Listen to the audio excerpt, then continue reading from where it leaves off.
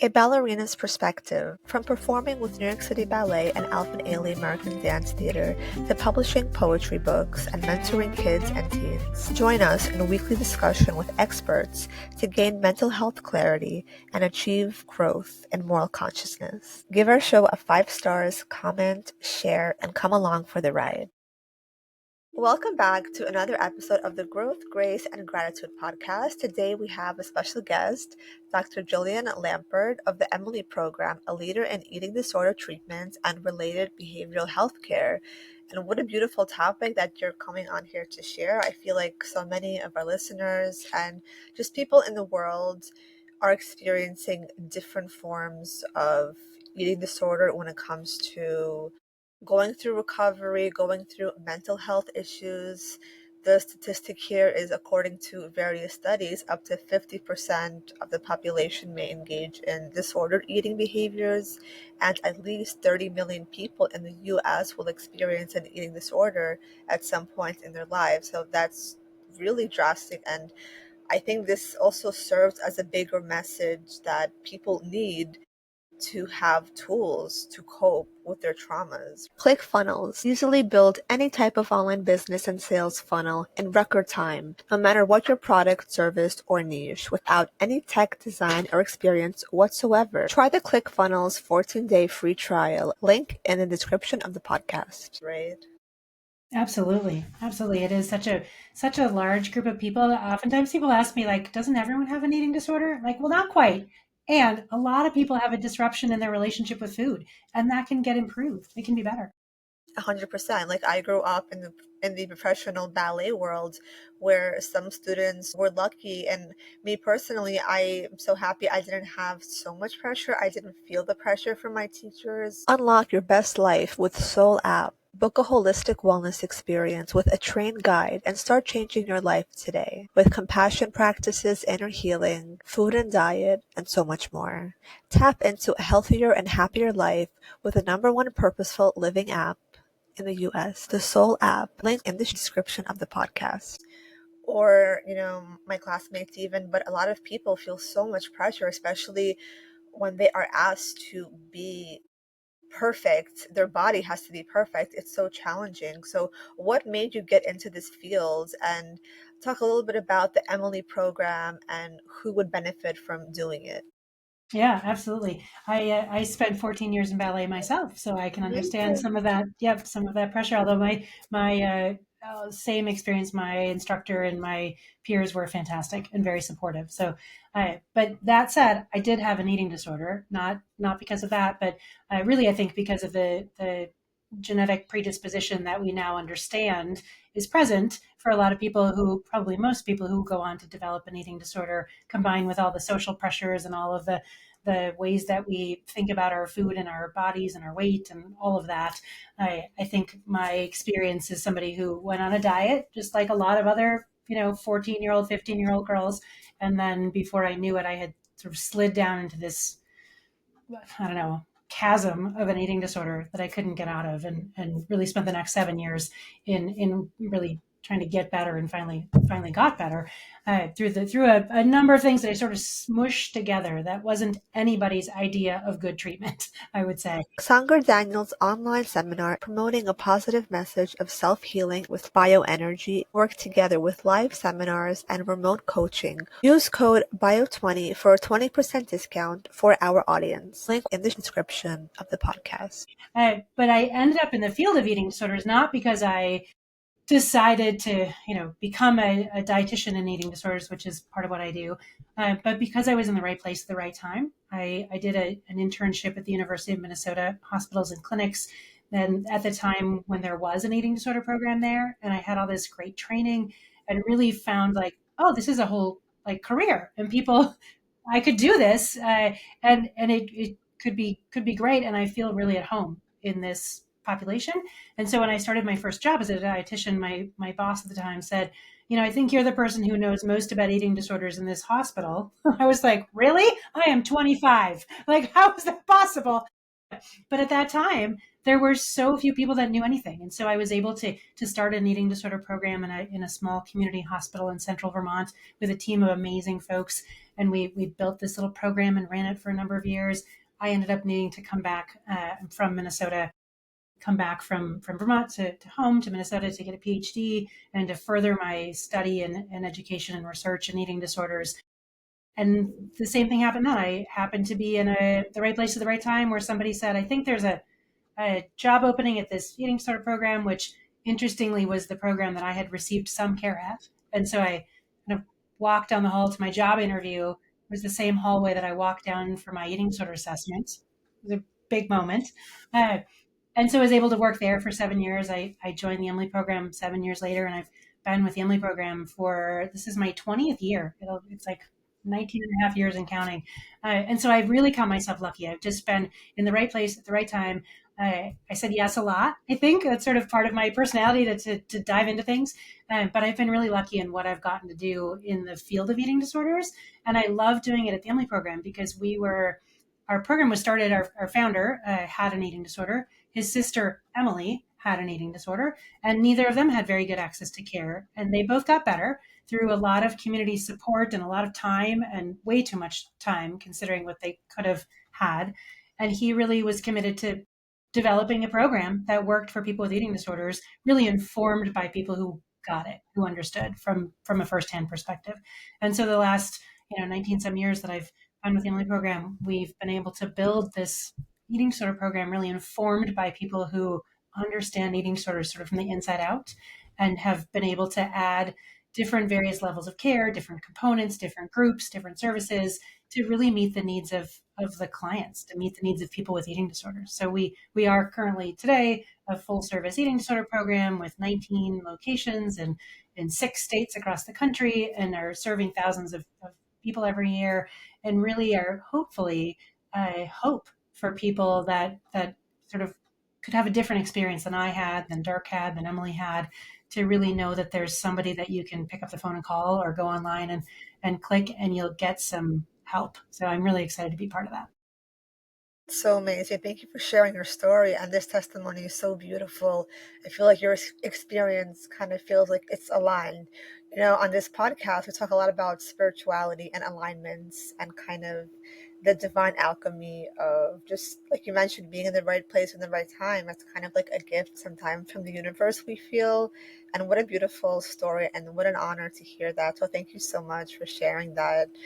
And talking about food, how it's for nutrition, for nourishment, and so often that is kind of shifted towards like shame or anxiety, and it's so hard for people to even understand that when they're in the moment. It's very challenging to kind of begin the awareness of that. When it comes to behavioral patterns, what should people look out for to see if they do have a problem, and if they do have to start taking steps to kind of, be aware and be more healthy when it comes to eating? Yeah, I think the first question that somebody could ask themselves is really like, what's my relationship with food like? If food were a person, what would be the hallmarks of that relationship? Would it be combative? Would it be um, negative? Would it involve a lot of name calling and doubt and shame? You wouldn't want to have a relationship like that with somebody else. You would be concerned about that, right? But yet, so much of our relationship with food and ourselves is full of this sort of like, I should have done that, or I'm a bad person because I did this, or I ate that, with this sense that because I ate that, I'm not okay as a person, and somehow I've failed. And I think we set ourselves up, and society sets us up. The messages in society set us up to judge ourselves by what we eat, when society's full of messages about like all of the things we're getting wrong, right? Like there's so much to tell us that we're doing things wrong. So I always encourage people to say, like, your relationship with food, your relationship with your body is yours. It's not social media's. It's not your neighbors. It's not your parents. It's not your partners. It's yours. And what do you want it to be? Do you want it to be a relationship of freedom and trust and joy and calm? Or do you want it to be a relationship filled with anxiety and shame and criticism? I mean, I think most people would pick the joy and calm and not the anxiety and criticism. Yet we we expose ourselves, to lots of messages around what we're doing wrong with food. So I always tell people, if food is like a source of shame, it's a source of guilt, or if it's a math problem, that's probably not the most positive relationship with food you could have. Maybe there's more. Yes, it's so true. And a lot of us, we are raised within society and within certain communities. And we hear things as kids, how people refer to food. So, of course, we grow up unconsciously absorbing this kind of information. And then we also don't have this pure awareness of food. Like, I do sessions with my clients, whether it is like spiritual guidance or life coaching or inner child healing, and some of them have issues with food. So I'm not a specialist in any way, but part of my coach is just to offer a sense of gratitude. So it's like, can you take a cup of water or a cup of juice or whatever you are drinking and giving a sense of gratitude to it? And it doesn't even matter what it is. That's the whole point. It's like not putting labels on good or bad, but kind of just appreciate the fact that you have something that you can drink and eat with that neutrality. And I think beginning there might be a really good step to kind of just, yeah, be aware that the food is there to nourish you. I think that that's a huge mindset shift for people who have challenges when it comes to eating, right? It is. It is. I think we're sort of set up to have, how we eat be some sort of scorecard instead of a really connection to ourselves. I have this habit of when I'm trying to decide what I want for a snack. Like I know I'm hungry, and I know what my body feels like when it's hungry, which is great. That took me some time to learn a long time ago, and now I really nurture that. Like, what does it feel like I'm hungry?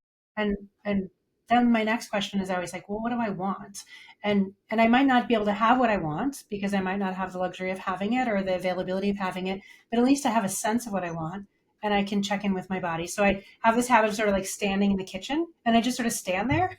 And my husband will walk in and he was like, "You're trying to figure out what you want to eat, aren't you?" Like, I am. So many people, I think, like open the fridge and stand there and try to figure it out. And I stand with the fridge closed and the cabinets closed because the information about what I want is in here. It's in me. It's not in the fridge. It's not in the cabinet. It's not online. It's not like in my, shoulds of what I should do. It's really in my body. And so, how do I tap into that? I think to your point about gratitude, like I'm really grateful that I can listen to my body's signals and that it makes signals and tells me that. And sometimes they're quiet and I really have to listen. And sometimes they're really loud and I have to pay attention. And so I think it's really important for people to remember that's in us. It's just sometimes harder to tap into that and to really hear it. That is so true. And I think you're also opening up the channels of intuition and intuitive eating, because I think that's so beautiful as well. When we can get over the hump of survival eating, it's so beautiful to reconnect to your body on that level, to actually feel connected to like what you actually want. That's unbelievable, right? It's like knowing we need food. Yes, that's the first instinct, of course, we have to survive. And then the second step is like, oh, like, well, what would I Podpitch is the first and only software that finds, writes, and sends pitches to podcast hosts from your actual email address. Podpitch will make sure you get podcast bookings guaranteed. Link in the description of the podcast. Want that's like listening to your body and those cues. It feels amazing, and I It think with the does. inner child, it's also super healing as well. Yeah, and I think that comes to, I would add to that sort of, then when am I done? Because I think I always tell adults this, like when you're around little kids, right? Before they get a lot of socialization around like what the right foods to eat are, what other kids are eating, but when they're little kids and you give them something, I have a 21-year-old now, but when they were little, uh, we would bake chocolate chip cookies and they would take a chocolate chip cookie and walk around the house or do whatever they were exploring in the moment, and I'd find like the half-eaten chocolate chip cookie on the table. And I was like, "Oh, okay, we're done with that cookie." And I think, what what adult is going to leave a half-eaten kind of slobbery chocolate chip cookie on the table? And I think the adult who was like done with the cookie would.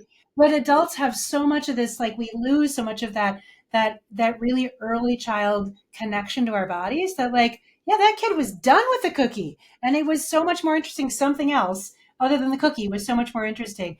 How do we reconnect to that as an adult? Because that's in there. Like we don't have to eat the whole cookie. And we can be really grateful that we have the whole cookie. And Eating the whole cookie because somebody else doesn't have a cookie doesn't help that person get a cookie. It just makes us feel like we had more cookie than we wanted if we didn't really want the whole cookie. So I tell people that a lot. Like, I get that people are really concerned about others in our world that don't have enough food or don't have access. And I think that is so important to think about. And me overeating or overfeeding or underfeeding myself because somebody else doesn't have something doesn't help them. And it certainly doesn't help me.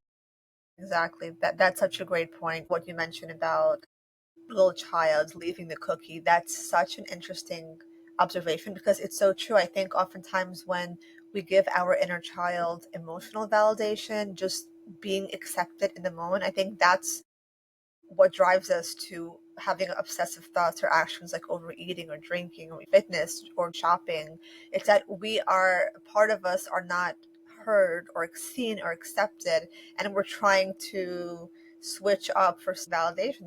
That happens a lot with a few of my friends emotional eating, and of course it could be the opposite of having really intense eating disorders, of avoiding food because there was this fear of never being accepted. So it's like it can lead into so many traumatic experiences for sure.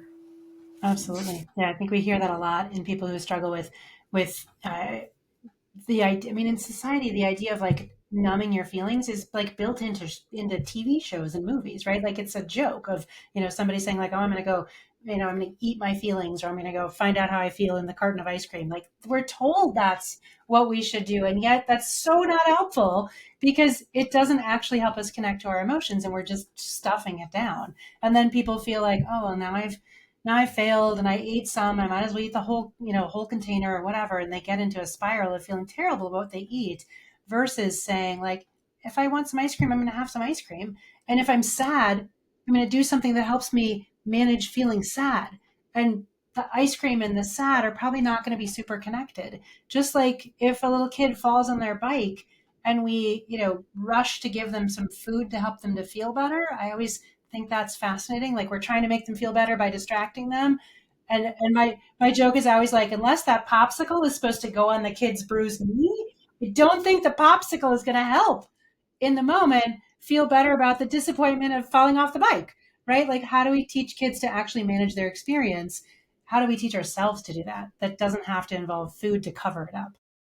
That is so beautiful and so true. We do distract kids and ourselves as we grow up, and then I think the more we become adults, we have to be like, oh wait, I actually can distract myself as much as I did when I was younger or as I was raised to believe to do, because oh, my feelings are overflowing and I can't control it anymore. I have to actually be present with them, which is very challenging, but that's the best first step because then you're actually able to process. Like when I was younger, I would overeat emotionally. Didn't have, I felt like I didn't have an outlet to express myself, or I didn't have the words to say what I was feeling, which a lot of teenagers go through. When I started going to talk therapy and communicating and sharing my feelings, and as I got older, that switched, and I actually felt so much clarity and validation from speaking to somebody and somebody just listening to me that I actually helped me to change my diet and to not crave that food, which is super interesting how that also kind of changes your body and your chemistry within your brain. That's super fascinating, I thought. Yeah. It is. It is. Well, there's super interesting neurobiology. I think that's, when I think about the last 30 years of my career as an eating disorder clinician, like the neurobiology and the genetics of eating disorders, I think is some of the most interesting science that we have because it tells us a lot of what's happening in the brain. Eating disorders impact people's brains. They're brain-based, biologically, based illnesses. And then when we look at the neurobiology, the functional MRIs of the brain, it really shows like the brain isn't firing the way that it would in somebody who doesn't have an eating disorder. And it's really hard to hear signals like, am I hungry? Am I full? What do I want? What am I craving? And in fact, for some people, it sort of turns up the wanting, but turns down the liking, which is such a setup. Like if you want an experience or you want to understand a feeling or you want to have this food taste really great, and then you have the food and it doesn't taste that great, that's really disappointing. And as humans, we tend to kind of decide that was our fault instead of saying, like, maybe something else is wrong. And we eat more and we try to eat more and see if, like, maybe that will help.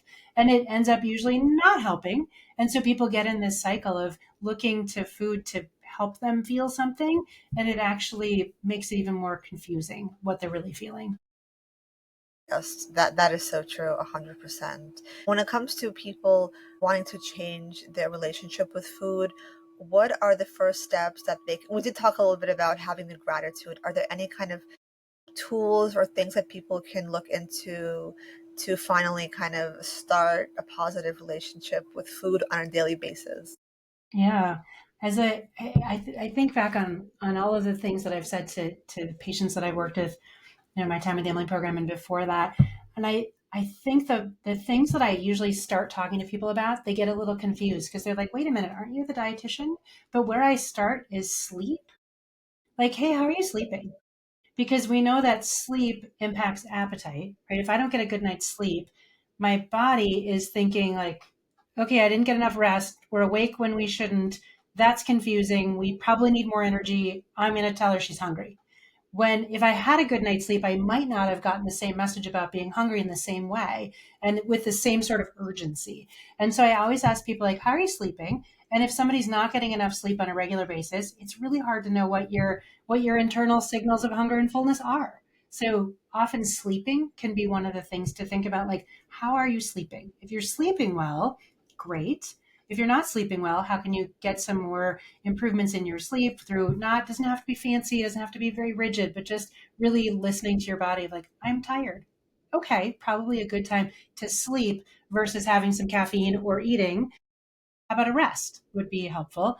Okay, so really thinking about sleeping and then thinking about coping. So, how are you coping with life? What kind of tools do you have? What sort of resources do you have? What sort of connections do you have? We know so much more about how important community and connections are and how debilitating loneliness and isolation can be. So how is your coping? So we want to talk about sleeping, we talk about coping, then I want to talk about moving. Are you moving your body joyfully?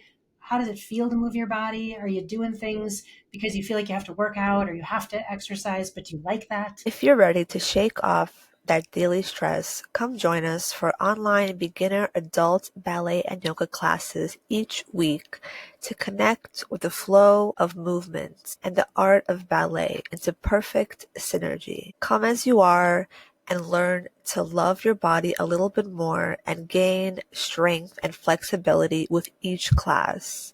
All are welcome. Sign up at balletartsmovement@gmail.com. First class free.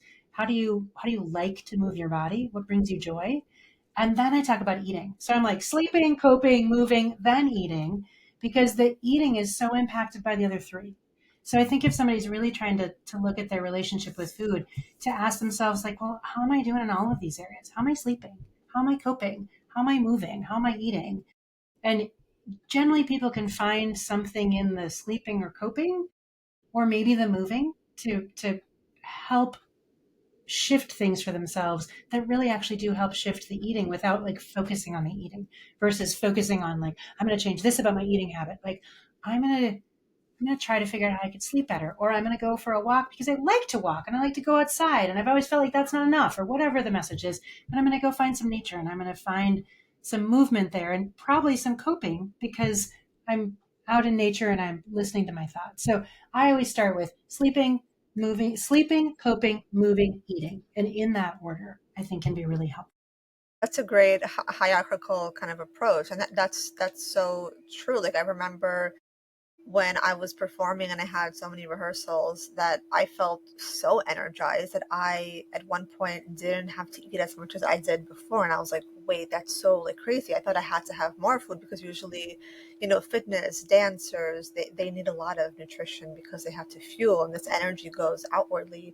So I was super interested, and then as I was kind of winding down after rehearsal, I started to get more hungry, and I was realizing it's so interesting when you are kind of like aligned to your flow and you're having fun, you're having like pure fun, your energy shifts where it kind of like receives fuel, it receives energy, and that's such a beautiful thing. So then you're able to feel the value of food afterwards to be like, wow, this is so beautiful. I can appreciate food and not have the obsession of it as you're kind of having different outlets to express yourself and do things. I remember my friend was going through something as well where she was having trouble with eating, and she was, we had to perform. So it was also hard for her to perform, to have energy to perform. So it's like, it's such a big overwhelm. So when it comes to, prioritizing holistic eating and holistic just lifestyle, nutrition is super important as well. So there's like different sides to every like every experience for sure. Absolutely. Absolutely.